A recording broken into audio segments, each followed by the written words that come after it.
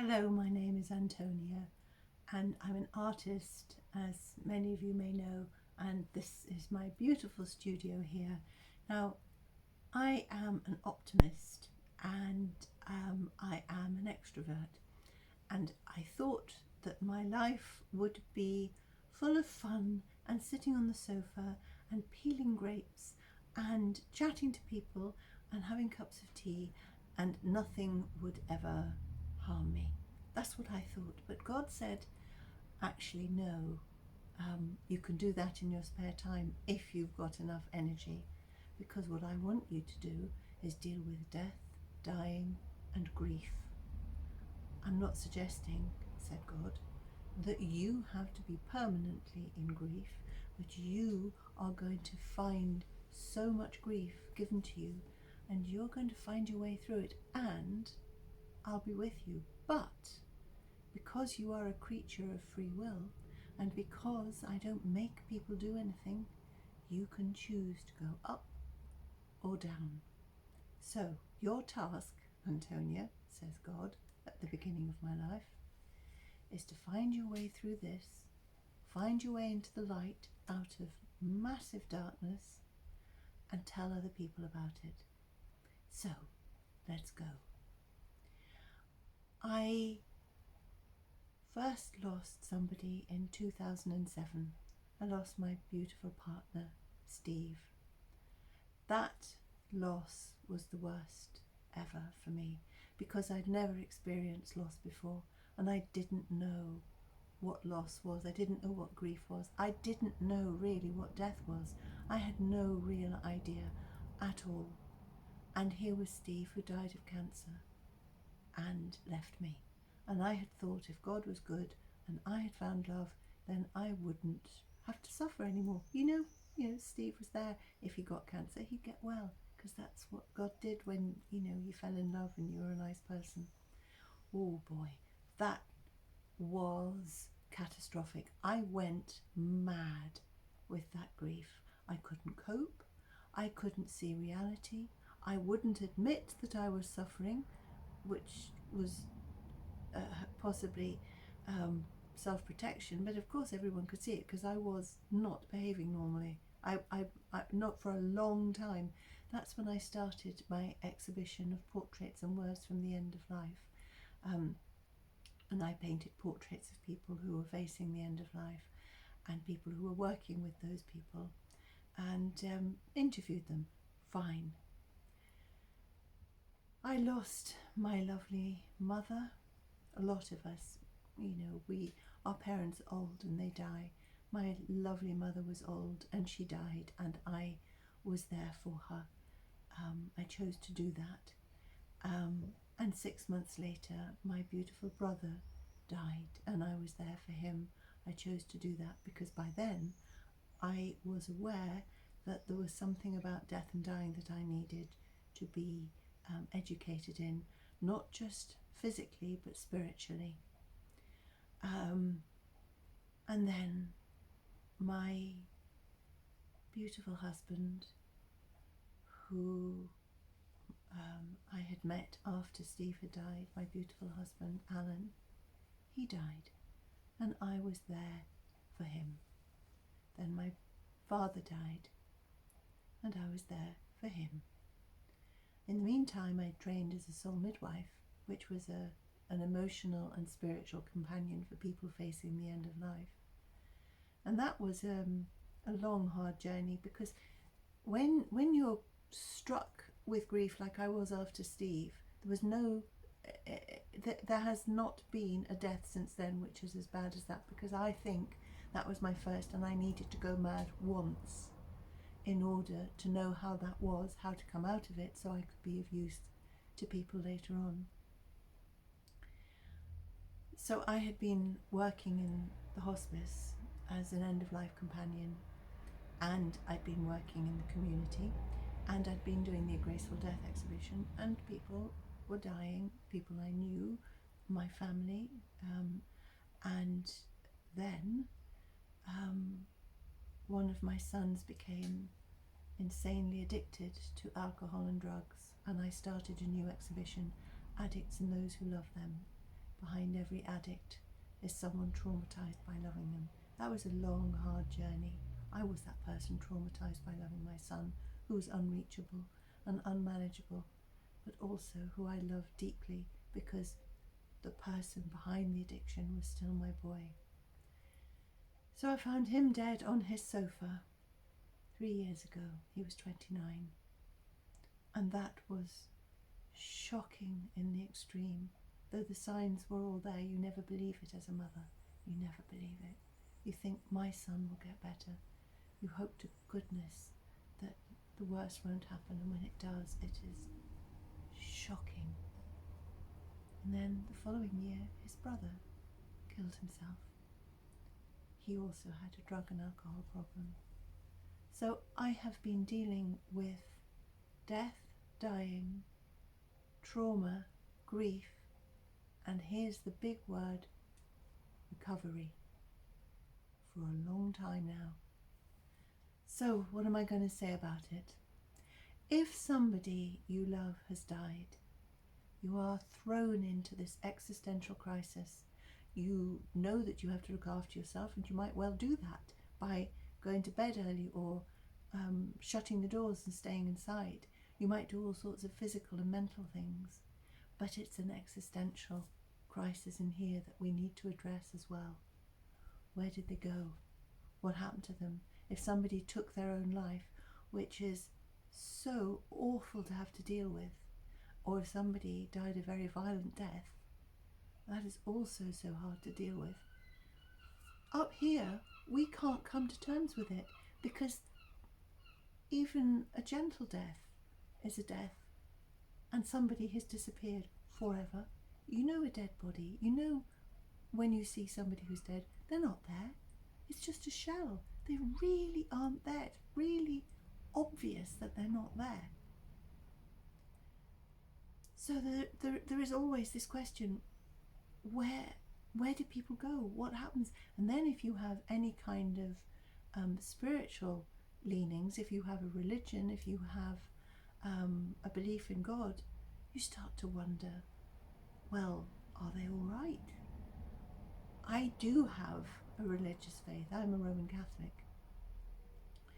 But I still had to think, well, actually, what if all that's rubbish? What if they aren't anywhere? What if they're somewhere horrible? What if they're still suffering?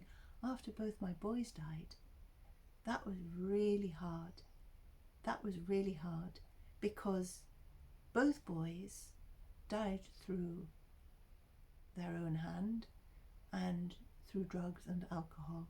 They had appalling lives. They were suffering in the extreme, and so did everybody else suffer around them.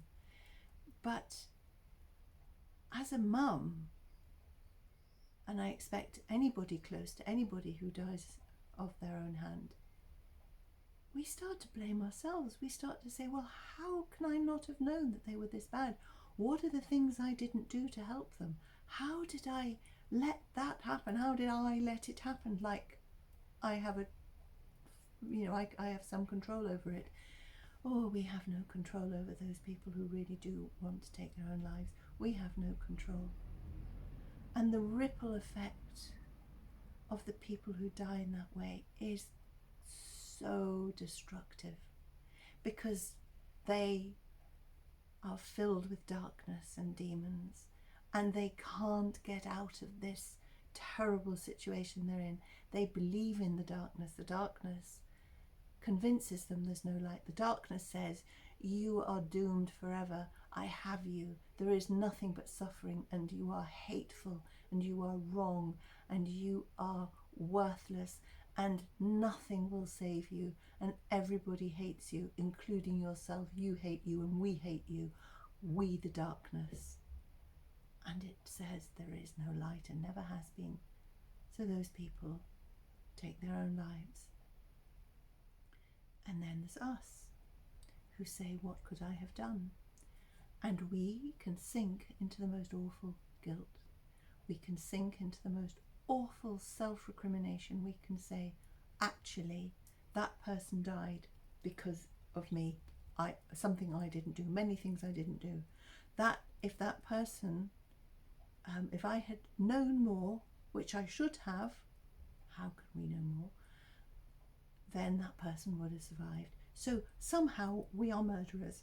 You know, that person took their own life because I didn't do enough, or didn't do something, or didn't know. Do you know what? People who actually want to kill themselves, they do it. They plan. They plan. They make sure you don't know. They don't want you to stop them. This is part of their darkness. They don't want you to know. So the ripple effect of their darkness starts to affect us who are left behind. Friends, family, parents, all sorts of people. And that darkness starts to spread. Do you see how destructive this is? So what do we have to do? Oh gosh, it sounds impossible. We have to look for the light. We have to know. First of all, we have to know the light is there, because when somebody has recently died, whatever way, you know, gently or not gently, taking their own lives or through illness or through whatever way, to begin with, if we love them and we are grief-stricken, we can't say, I'll be fine and I'll look for the light. We can't say that, because the measure of our love for them is the grief we feel. And when the death has been very difficult, or when we are not expecting it, the horror of that transition from life to death is awful, especially if we know that they didn't die in a nice, peaceful way. You know, especially if we know that they took their own lives in a violent way, which is what one of my boys did. We have to go through that grief. We have to go right down. We have to go into the darkness. But I'm saying right now, you don't have to find the light, but you have to know it's there. Tell yourself, remember that the light is there. When you're ready for it, you must look for it, because you have to stop the ripple effect of that darkness. Looking for the light doesn't take away your grief. Looking for the light doesn't take away the horror of their death, but it helps you to recover. Because if you are still here after somebody has died, whether violently or not, you are still breathing, your heart is still beating, you have a job to do, you have life to live. What can you do about this? Well, the first thing you do is learn that the light is there. When you're ready, learn to look for it. I always say, find a source of light. Just look at it. When I'm in my deepest despair, I remember once sitting on my sofa, and the light had started on this side of the room, on the wall, and I remember watching the light and then going into my own sad, grief-stricken world and not noticing the light anymore. And then when I came to, the light had moved over here, and I felt that at no point had I been on my own. The light had held me when it was many hours I was in that room looking at the wall. I saw the light at the beginning, I forgot it in the middle, but I saw it at the end, and the effect of that light, which didn't leave me and didn't let me down, was a gentle, superficial perhaps relief, but there was a relief, and any relief is good, providing it's not self-destructive. So find a source of light and look for it. Now, if you're spiritual, pray. Even if you're not spiritual, pray. All you have to say is, help me. And in your heart, open it up to forces beyond you. There is good and there is evil. There is light and there is dark. You can't have one without the other.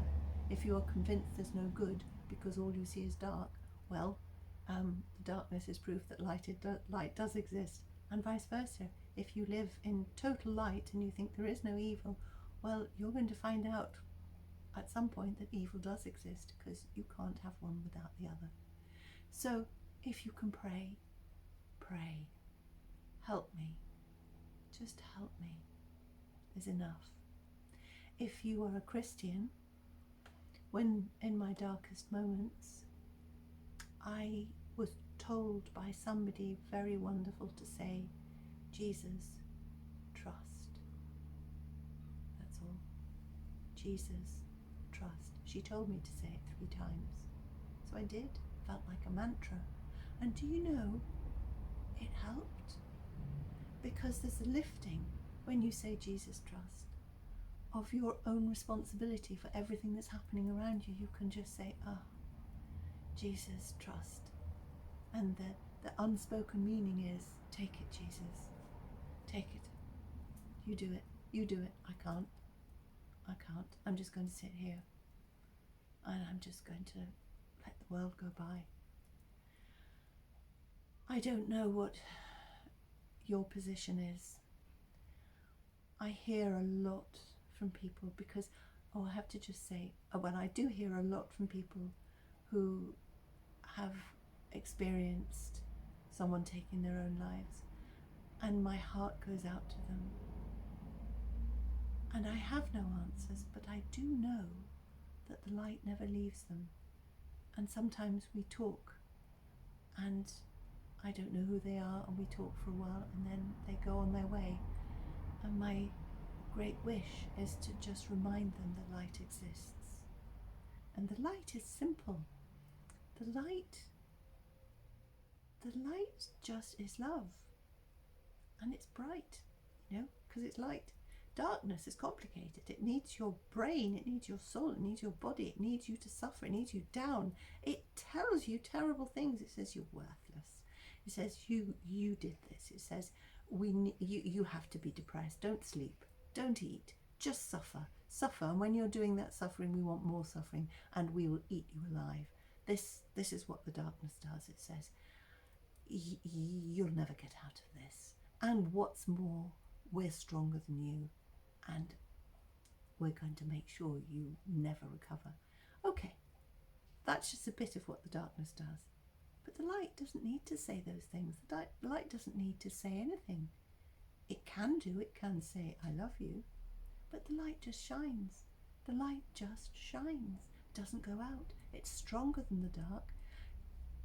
In a in a light room, in a very bright room, where it's so bright, and there's a spot of dark in the corner, you're not really going to notice it. In a really dark room, really black room, there's a spot of light in the corner.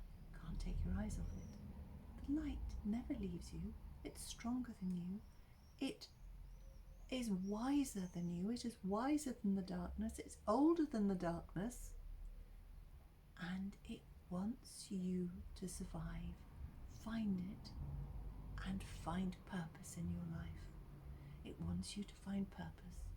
So my exhibition at the moment, the work I'm doing, is called Beloved. It's called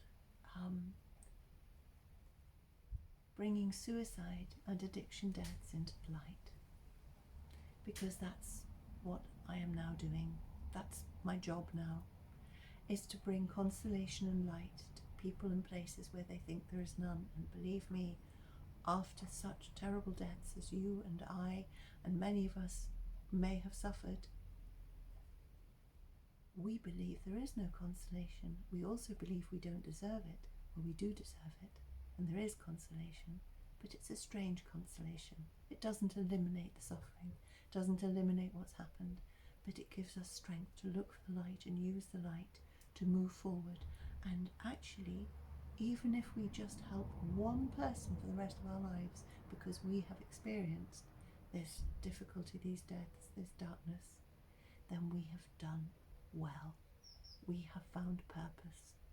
So this exhibition, Beloved, is about the beloveds, who are those who have died through taking their own lives, through addiction, overdose, through darkness and despair. And they are, at the moment of their deaths, people who have already died in that way, that work in the light, who look like they did when they were on earth, come down to gather this soul, and they look like they did when they were on this earth, because they don't want to frighten this newly dying soul in the darkness and despair. And they want to say, we understand, we were there, come with us. And they take this soul and they say, the pain is over, everything is over, all the pain is overcome. and they take them up into the light, where they go to a rehab with 100% success rate. And when they're healed enough, they may choose to join the beloveds and work in the light for all those souls who are down here that need them, or they may choose to do something else beautiful. But the beloveds, I believe my boys are beloveds. My two lovely boys, they are beloveds. I pray for them every day. As I'm a Roman Catholic, I say a rosary every day, and my rosary is for them and for all those who die. Your family and friends, my family and friends, everyone who dies in darkness and despair, everyone who dies in difficulty, and all those who have no one to pray for them, all of them. I pray for all of them every day and ask for the light to surround them for all eternity. So I'm going to stop here and say God bless you, and Jesus trust.